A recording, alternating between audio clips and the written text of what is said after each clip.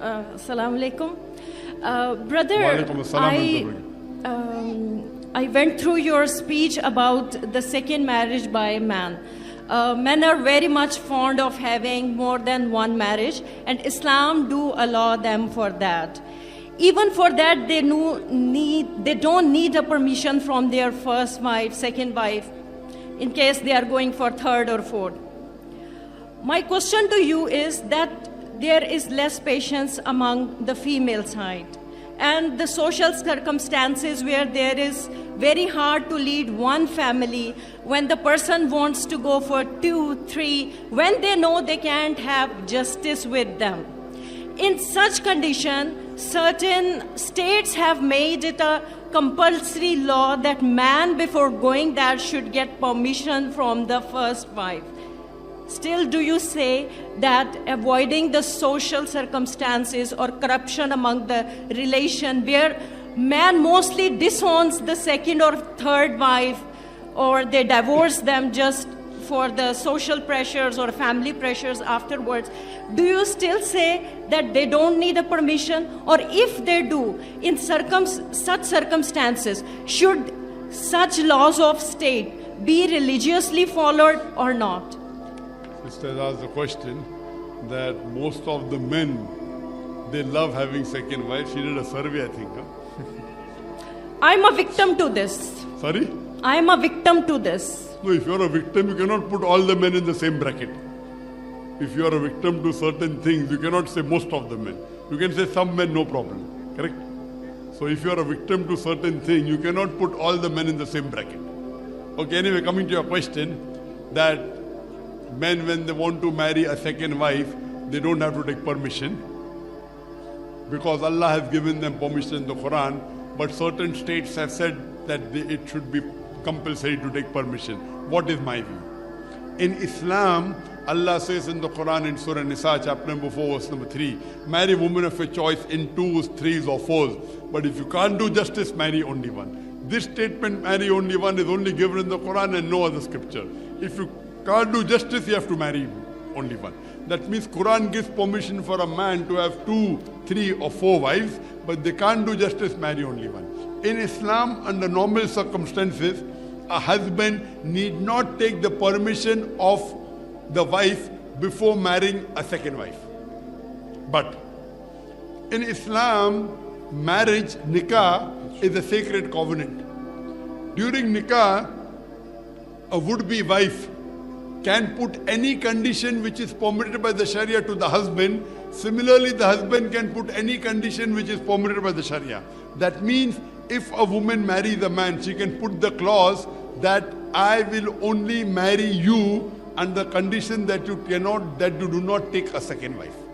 Now, because marrying more than one wife is not compulsory in Islam, she can put a clause saying that I will only marry you if you do not take a second wife. She has the option. If women don't put the clause, who's to blame? Sister, did you put that clause in your marriage nikah? Basically, Sister, I am asking you, please, your questions are so long, you're so emotional. Yes or no, did you put a clause in your nikah before marrying that my husband should not take a second wife? it was already cut when the nikah nama came to me, because this is what is a common tradition. I am asking you a simple question, yes or no. Did you put the clause in the nikah nama that my husband should not take a second wife? Did you I was not asked for that. So who's to blame? If you did not ask for your right, who's to blame, he or you?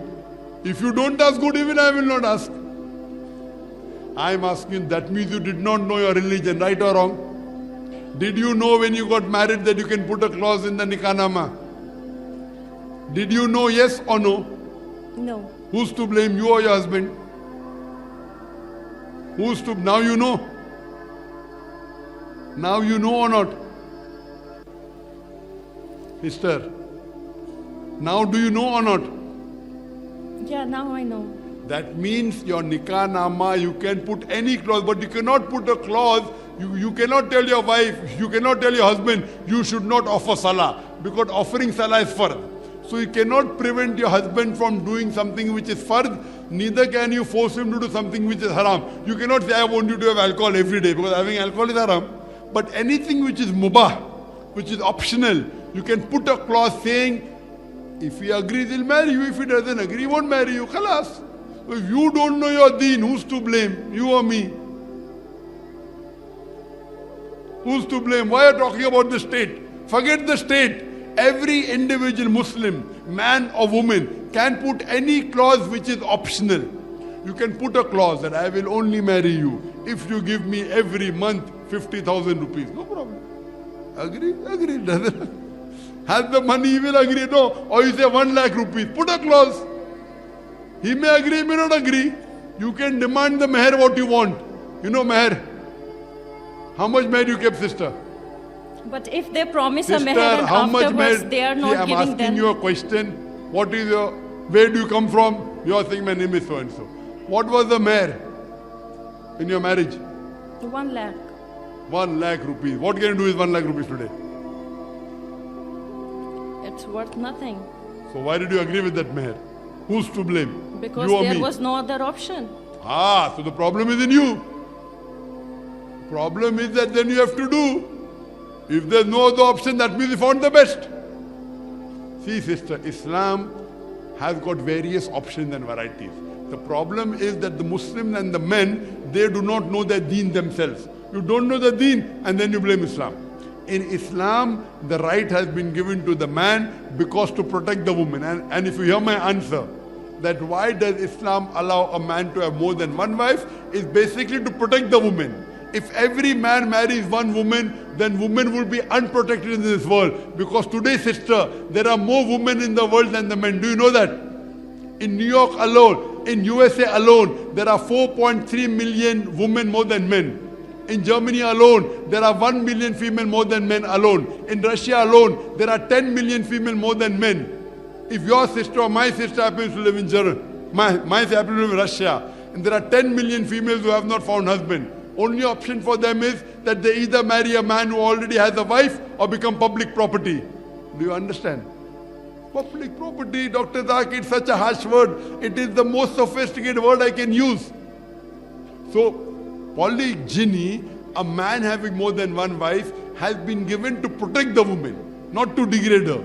The problem is that many of the men, many of the Muslim women, they don't know their rights.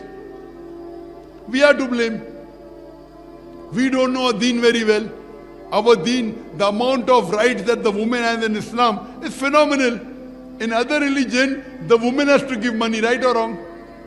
In India, you have to give dowry or not normally? Yeah, correct.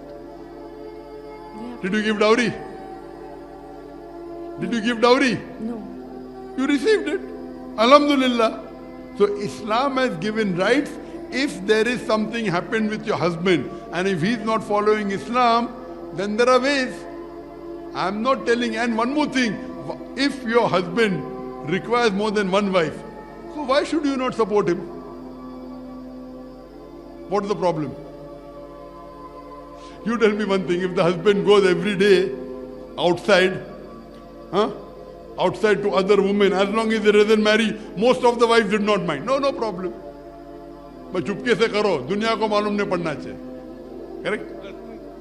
You go in America, 8 different sexual partners before they settle down.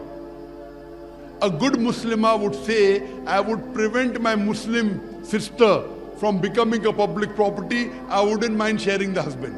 If she is a good Muslimah. Do you understand? Sister, do you understand? I understand. I feel you are emotionally so charged up just because your husband took a second wife. No, this is not the issue. Problem is, he is not owning his relations.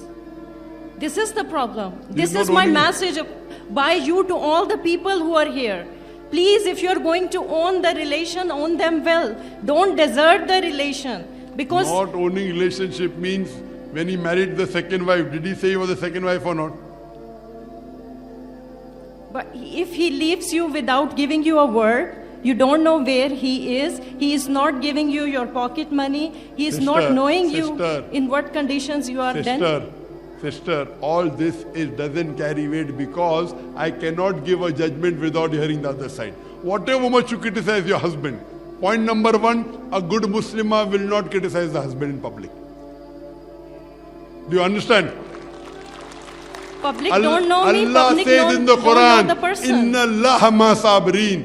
Verily, Allah is with those who, even if my wife, however bad she is, I will, mashallah, she's very good. Mashallah, she's the best wife in the world. But even if my wife was the worst wife, I would never criticize her because I want to go to Jannah. Our beloved Prophet Muhammad sallallahu alaihi wasallam said, the best Muslim is that who's the best to his family, including the wife. Now, if your husband hypothetically is not good, you be good to him, khalas. He should say, how much am I torturing my wife, yet she's praising me. His heart should melt. Irrespective the heart does not melt, you will go to Jannah. Do you know that, sister? You are losing your Jannah, sister. My advice from a brother to you is you are losing your Jannah by criticizing your husband in public. Do you understand, sister? But you're not understanding my question. I don't have to understand you, sister. Because I as a person cannot give judgment without hearing him. He's not present here. It is ghibah. It is ghibat. My advice to you is that, sister, forget about ghibat.